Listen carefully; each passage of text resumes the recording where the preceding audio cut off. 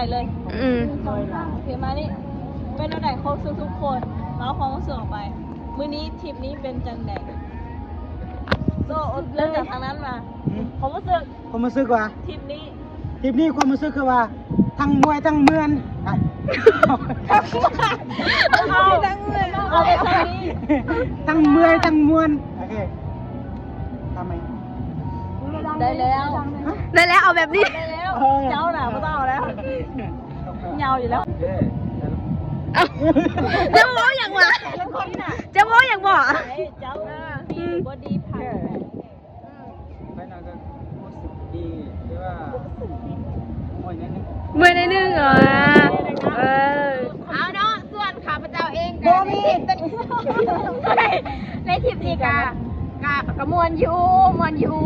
นั่นแหละก็บ่ได้คาดว่าเอียงไรแต่ว่าพอได้มากะมวนอยู่ได้อยู่แต่ก็ทั้งมวนทั้งเมื่อยแรงเมื่อยในหนึ่งเมื่อยขี้ ก็ถือว่าดี พวกจะเข้าไป คาดหมายที่เราคิดไว้ดีก็ดีอยู่แล้วเพราะว่ามันเป็นการสตาร์ททัวร์ทำอีกของพวกเราเด้แล้วก็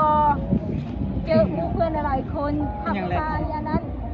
เห็นให้เขามีความแบบสนุก เออ แม่มันเป็นครั้งอันสตาร์ดีทัวร์ครั้งแรกของเขาก็ได้ไปแบบหลายสถานที่ มันน่าจะปิดคลิป โดยเฉพาะอยู่บอนนี้เนาะม่วนได้ขี่เรือได้ลินน้ำได้เห็นธรรมชาติแบบม่วนหลายเสียงมาอีกเด้อ แล้วก็สุดท้ายนี้ก็ ขอขอบใจ เอ้ยปิดคลิปกับจามิดา ได้เด้อ เอ้ย กดไลค์กดแชร์นะกดได้บายเย้ บายจบคลิป